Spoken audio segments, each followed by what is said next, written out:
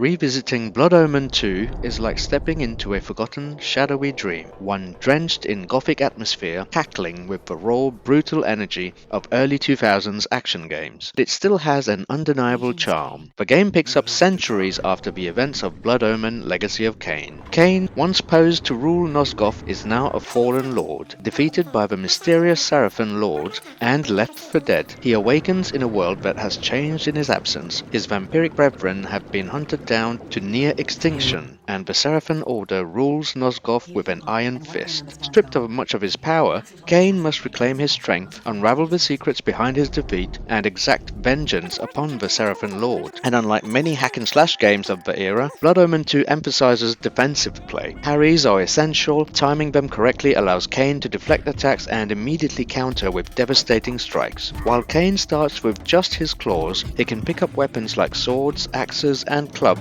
from fallen enemies. Each has a distinct weight and attack speed, making combat feel dynamic. Kain can execute finishing moves on weakened enemies, often ending fights in a dramatic, bloody spectacle. A standout feature is the ability to use the environment to dispatch enemies, throwing them off ledges, impaling them on spikes, or crushing them with traps, not pictured here. As Kain grows stronger, he unlocks vampiric abilities that enhance both combat and traversal. Mist form lets him slip through grates, Fury enables lightning-fast strikes, and Charm allows him to manipulate weak-minded enemies. The combat may not have the complexity of modern action games, but it's deeply satisfying thanks to the sheer weight behind each attack and Kain's predatory movements. Nosgoth is a city of darkness, twisting alleyways, towering Gothic cathedrals, and crumbling ruins. These tell a story of a world that has lost its way. While level design is fairly linear, the city does feel alive, with pockets of resistance fighting against the Seraphim's rule and civilians cowering in fear of both their oppressors and Kain himself. The art direction is wonderfully oppressive, full of mist-drenched streets and ominous architecture, even if the graphical fidelity has aged. Emulating the game on PS5 helps sharpen textures and smooth out performance, making it a solid way to revisit this grim world. Blood Omen 2 is often overlooked in favor of Soul Reaver, but there's something undeniably fun